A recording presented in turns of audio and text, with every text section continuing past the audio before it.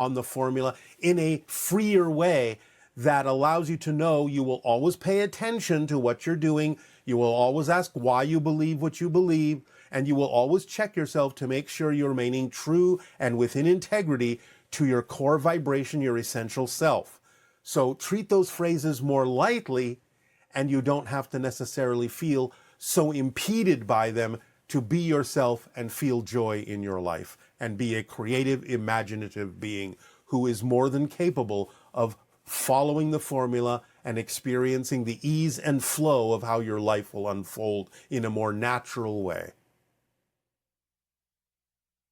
And this next question says, if people always follow their excitement, the dishes will never get washed, the laundry will never get done, and the garbage will never be picked up. How is society supposed to function like that?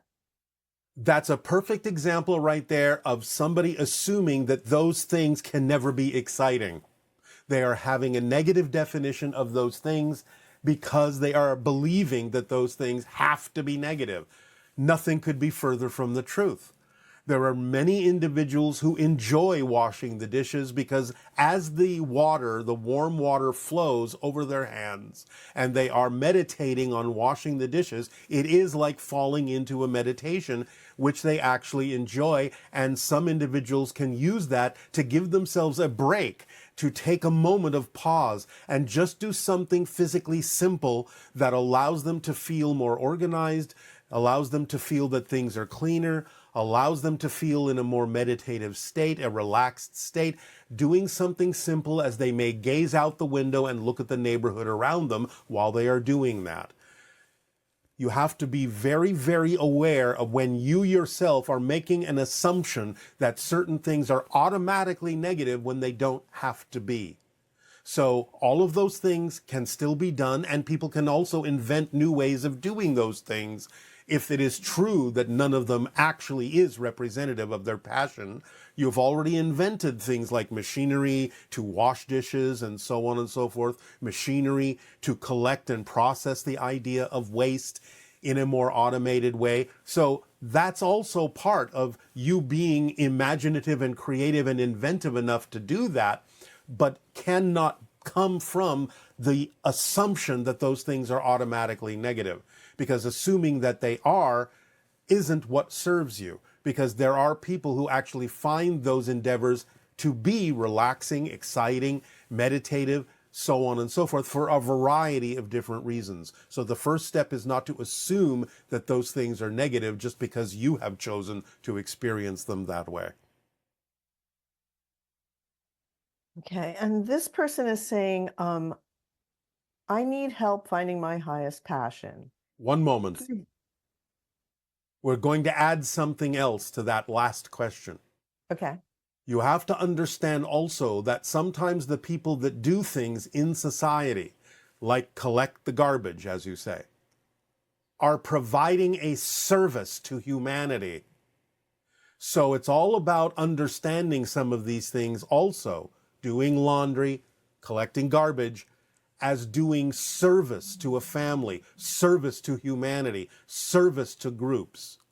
The assumption that those things are automatically negative blocks individuals from understanding that being willing to do those things is actually providing a service for certain individuals. And service to humanity is how you allow yourself to find your center in many cases.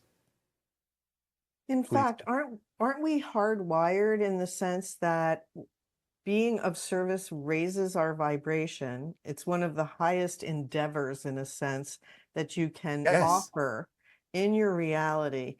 And you see this quite often in the early in teachings of many Yes. different perspectives that Yes. But we are getting ahead of ourselves because this issue will be one of the steps coming up in the near future. Okay. We will address it then. All righty. So this person is having trouble finding their highest passion, and people seem to progress in life, getting married, having kids, buying houses, buying cars, following their interests and traveling. I feel my life isn't moving anywhere. I am at the same place in life that I was 6 years ago. I know it may not be 100% true as I have grown at work. However, the other aspects of my life have not progressed. Now, when I meet my friends who have moved on in life, I feel I am missing out and I wonder what my purpose really is. I feel low at times, wondering if my spiritual practices are helping at all. That is this individual's experience right now. Yes. Well, there's two things that we can address about this immediately. Number one is what we have always said, is that the idea of your passion doesn't have to be big things, so to speak. Doesn't have to be a career, doesn't have to be a large-scale project. At any given moment, you have a number of options available to you that are everyday things. Just always choose the one first that has more exciting, more attractiveness to it, more curiosity to it than any other choice, and do that first. And continue to do that as you unfold. Sometimes things will come along that will synchronistically be opportunities to do bigger things, bigger versions of acting on your excitement, but it isn't necessary that that happens. Because again, as long as you are always choosing what is more exciting than anything else, even on a simple level, then you are following the formula and you are having a life of following your passion. Again, passion doesn't necessarily mean that you have to be jumping up and down with your hair on fire or doing monumental things. But the idea in general is that this person is doing something where they're comparing themselves to other people, which you never should do. Because the idea is you are a unique individual. And what may feel like an expansion to someone won't necessarily feel like an expansion to you.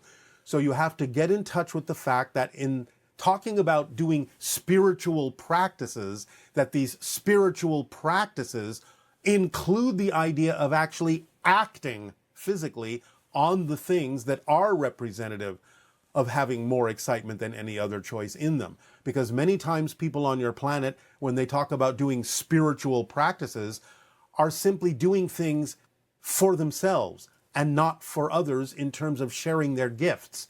They're not examining what they could be doing in service to humanity that is representative of being of service. A lot of times the idea of acting on your passion means you are giving something to someone else. You are actually expressing a gift that other people will find necessary to receive in their lives.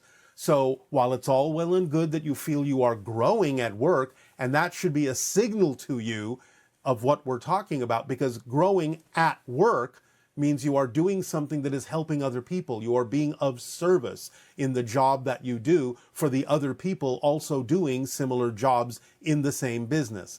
So that should be your first clue that in order to expand your life in other areas, you also need to be doing things that are serving other people. If you have gifts to share, share them. If you need to write a book, write it. If you need to do a piece of art, do it. If you need to compose a piece of music, do it. The idea is that if you're holding your gifts back, if you're not acting on those things outwardly in service to humanity to give them things they may be waiting for you to give them, then that's why your life is not expanding, because you're not actually taking the action on the things that would be the gifts that you have to share with humanity. So take a cue from the fact that you have grown at work, doing something that helps other people, and incorporate that attitude and that behavior in the rest of your life by doing the things you are passionate to do. Okay, thank you. Yes. This person is asking, if I experience a situation that I don't like and I don't have the time or opportunity to immediately explore the beliefs that led to this situation, what would you recommend as a permission slip or a tool to learn a routine to switch realities faster? What can I immediately do in my mind to become more aware and learn the habit of perceiving this reality as not preferred by me and switching to a reality that I do prefer? All right. Let's go back to the first sentence in that question. Read it again and then stop. If I experience a situation that I don't like and I don't have the time or opportunity, Stop. This is avoidance of looking at your belief system. Make the time. Make the opportunity. You are not making the time to look at your belief systems. You're not creating an opportunity within your schedule Keeping so busy that you can't do that is an avoidance mechanism. Because if you start relaxing into yourself and not be in such a hurry to be busy with everything that prevents you from having the time, then you are avoiding the issue of looking at the beliefs, and that's what you need to do in order to change the beliefs in a way that would allow you to experience more of what you prefer. So you have to stop avoiding doing the process of examining your beliefs to let go of the ones that don't work for you. Make the time, create the opportunity. That's the most important thing you could do when that issue comes up of a belief or a situation or a reflection that you don't prefer.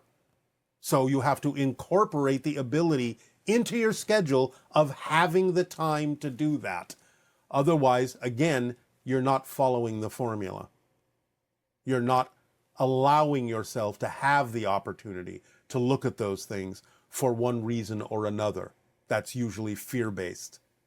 So take the time. There's nothing to be afraid of in having the time to examine those things. You're not going to miss anything else. You can allow synchronicity to be the organizing principle that will allow you to accomplish what you need to accomplish without assuming that you have to be so busy that you cannot look within yourself or take the time to do so. Thank you. Yes. How can we find grounding in a reality we don't believe in?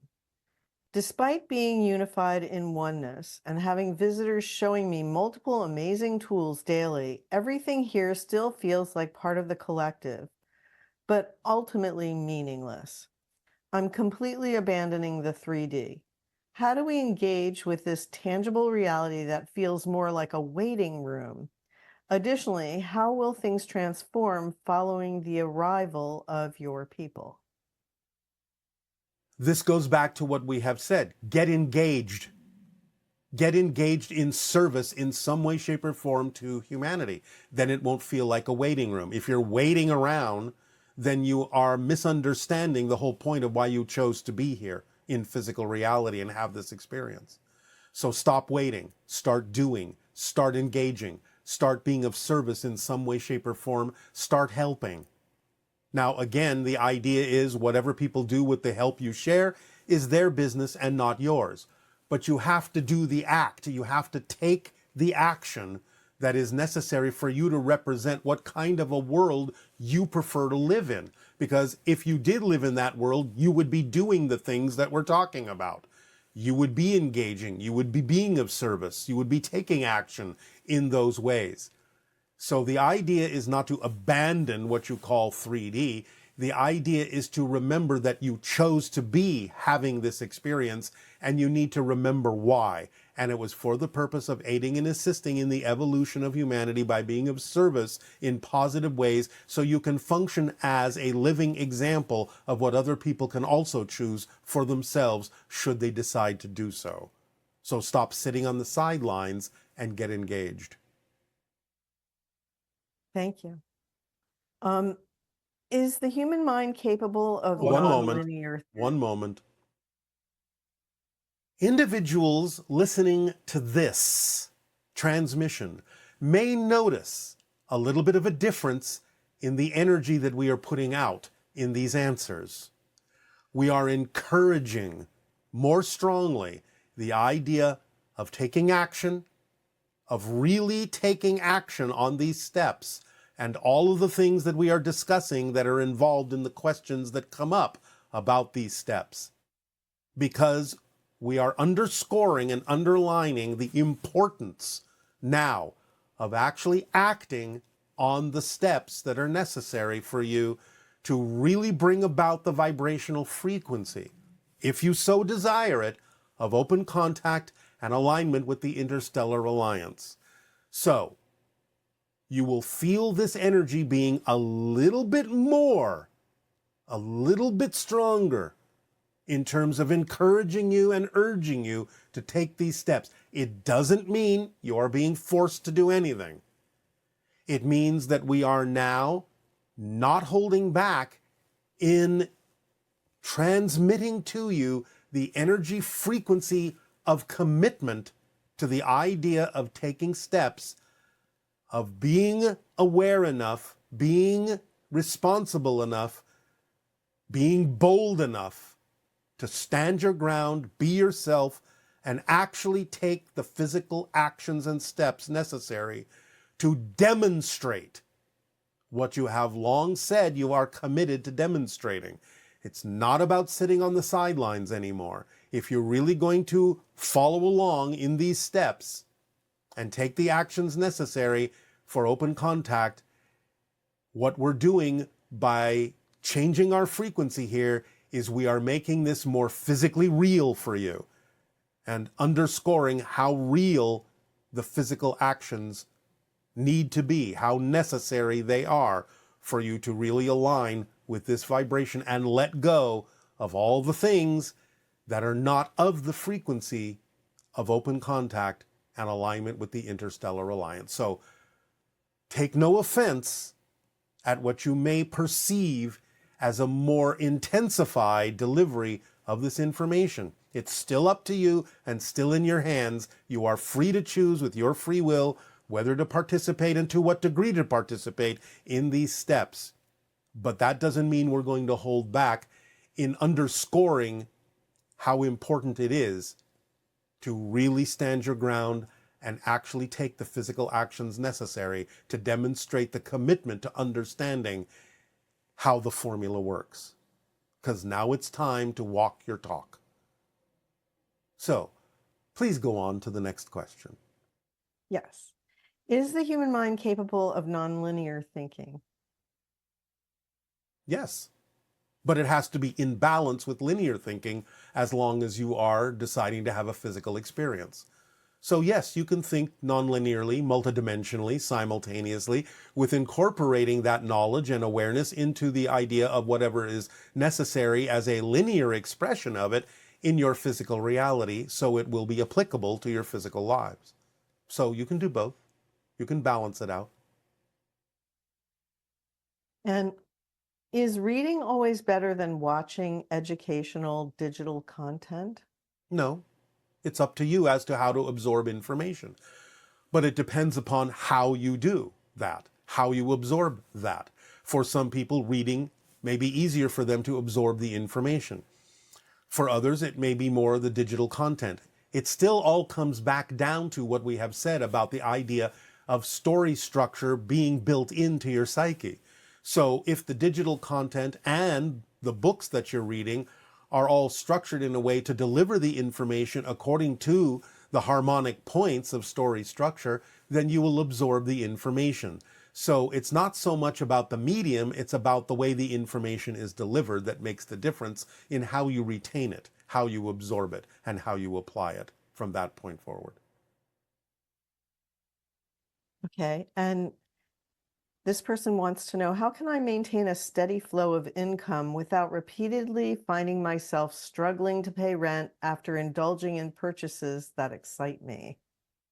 Well, you have to pay attention as to whether indulging in those purchases is actually representative of excitement or anxiety.